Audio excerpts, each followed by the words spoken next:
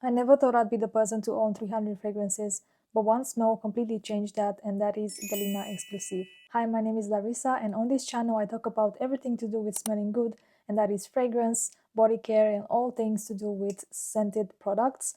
I started this channel because I absolutely love YouTube. I grew up with YouTube. I grew up watching so many tutorials. I used to be into makeup. I didn't watch fragrance because I wasn't into fragrance that much. But I decided to start a channel because I absolutely love YouTube and I think this is a great platform. I love long form content and I've been posting on other social media channels, but this one has been dormant and it's finally time to activate it. So let me share a little bit about how I started my fragrance journey.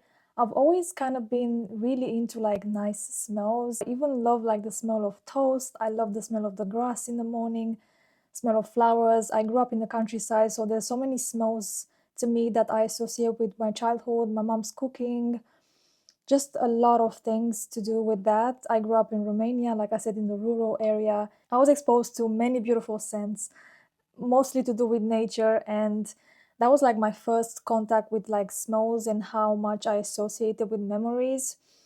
My mom was also an Avon rep, so she had all these catalogs that I used to like rub and sniff. And I remember this one particular fragrance called Today, Tomorrow, Always. And she always used to wear that fragrance so much, and I associate it with her now. I love that smell. I kind of want to get that fragrance just so I can have it, so it reminds me of her.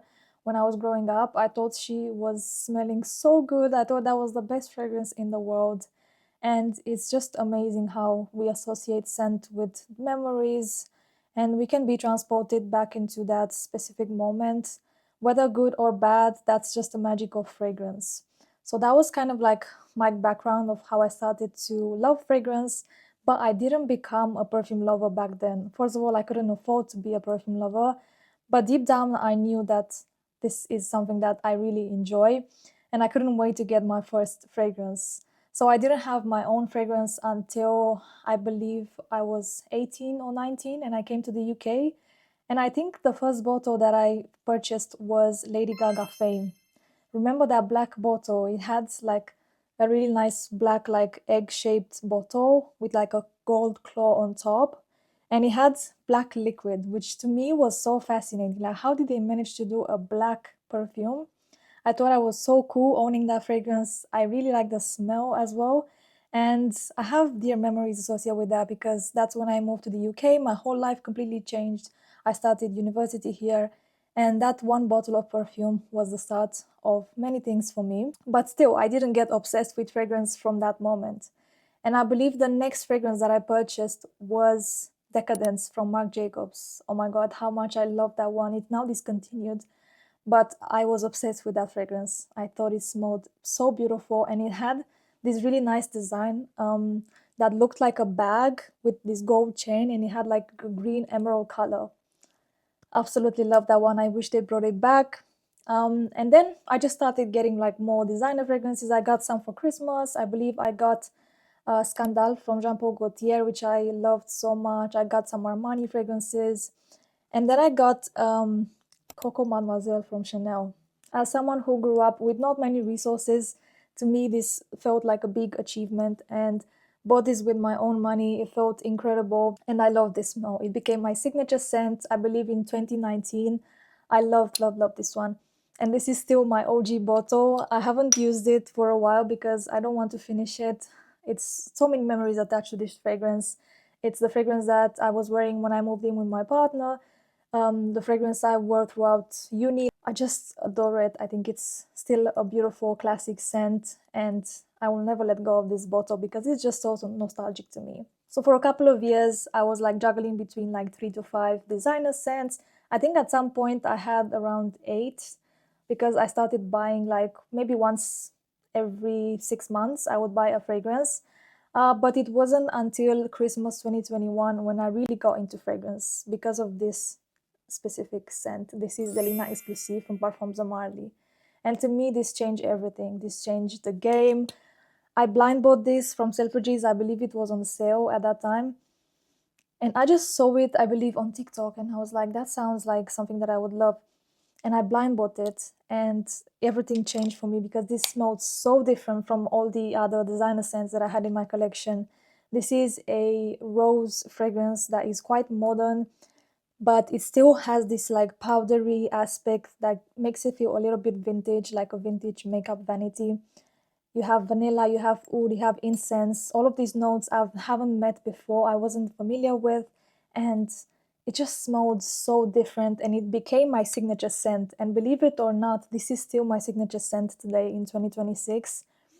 And again, it's so close to my heart because so many memories are attached to this scent. I've worn it to death. This is my second bottle, and it's just so, so, so special to me. And this is how I became obsessed with niche fragrances. They smell so unique, so different. And they almost like they tell a story. So many fragrances that just tell a story and make you feel a certain way. And that's the beauty of niche. They evoke some emotions that usually with a designer scent you don't get as much. And yeah, this is how I became obsessed with niche fragrance. And then it just started spiraling. So after I got the Lina exclusive, I got a few other scents. For example, Kilian Angel Share, which again to me was so different from anything I've ever smelled. I couldn't believe that I was smelling this cognac type of fragrance. There's praline in here, there's cinnamon. This just smells like Christmas. And again, I was so fascinated by how niche fragrances have this like specific character about them, and how you have like a moment in time encapsulated, a holiday encapsulated, a specific moment. Like how does this smell like Christmas to me? It was very, very fascinating. And I love this scent. This is still my OG bottle that I kept. It has like a few drops in it, but yeah, again, a scent that is so close to my heart. And even though it became so popular, when I first got it, it wasn't that popular. It became so popular, I still love it, and I think it's a great scent. I then discovered a clean scent, which was unknown to me. My designer scents were very heavy, very like powerful, strong fragrances, loads of patchouli. This one was like a soft whisper, so elegant and effortless and cool. And I remember smelling it in Selfridges and then order it immediately in 2022, I believe, August 2022. I got this one. Oh, I just love it. I still love it so much. Mojave Gold from Byredo is one of my staples in my collection. It just smells so beautiful. It's powdery, it's clean, it's musky. It has this natural sweetness, I think, that comes from the sapodilla. Love, love, love. And again, one of my first that I added to my collection, so very close to my heart. I still added some designer scents. So we have Valentino Donna Born in Roma, which I still love. I think it's a classic. Everyone should have this in their collection. It smells so feminine and pretty. It's a pretty girl scent, and I will always love this one. Then I discovered Montao, and I got Montao Intense Cafe and Arabian Stonka later on, but this one was my first one from this brand, and I adore it. I think it's a beautiful scent. It's this rose that is very jammy with like coffee and loads of vanilla. So beautiful. And again, I have many memories attached to this one, and I will keep it always in my collection. One of my first like 10 fragrances in my collection, niche ones specifically. I then ventured into spicier fragrances, so I got Baby Cat from YSL, and again, this one is very close to my heart. Is this spicy vanilla that is very smoky, very sexy. It's like a date night type of scent, and so so different from anything else that I've had before. Highly recommend this one if you love spicy vanillas. It became very popular. At some point it was quite hard to get, but I'm so glad that I got a bottle back then, and it will always be in my collection. I also added Dama Bianca in 2022, and this one is also a love for me. It's like a fresh take on vanilla. It's powdery, it's green. There's lime in here, which gives it this like overall freshness. It just smells like a fairy in a meadow, and I adore this one. If you love soft vanillas that are powdery, definitely try this one. But yeah, these are pretty much the scents that kickstarted my collection and how I got into niche. My collection is, I would say, maybe like 80% niche. I still have some designer. I even have some celebrity scents.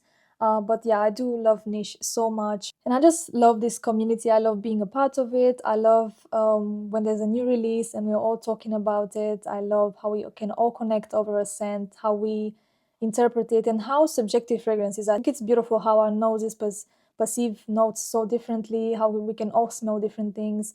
And it all ties back to like memories. These two fragrances, for example, I got in Paris 2 years ago when I got engaged, and I associate them with my engagement. And I think that's beautiful because whenever I smell these now, I'm just transported back. Like I have flashbacks in my head of that beautiful moment. And this is the beauty of fragrance, the way it can transport you, the way it can change your mood, the way you can put on a fragrance and it will make you feel better instantly. You know, we all have those fragrances that are so comforting to us.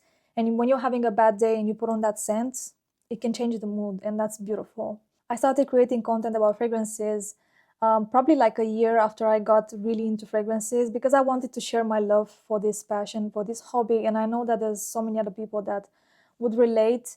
And I've been posting content for a while, but YouTube I've kind of avoided. And I shouldn't have because YouTube is my first love when it comes to content. I used to watch so many like beauty gurus, I used to watch so many tutorials, get ready with me's, and so on growing up. So for me, it's very special. And I'm so glad that I finally plucked up the courage to post my first YouTube video. I did record one in 2019. It was like a makeup haul, but I never posted it because I was so self-aware and I didn't like how I was speaking and so on. But I'm glad I'm finally here. So if you're someone that is into fragrance, maybe you've been collecting for years or you're just starting out, please stay tuned because there will be so much content coming.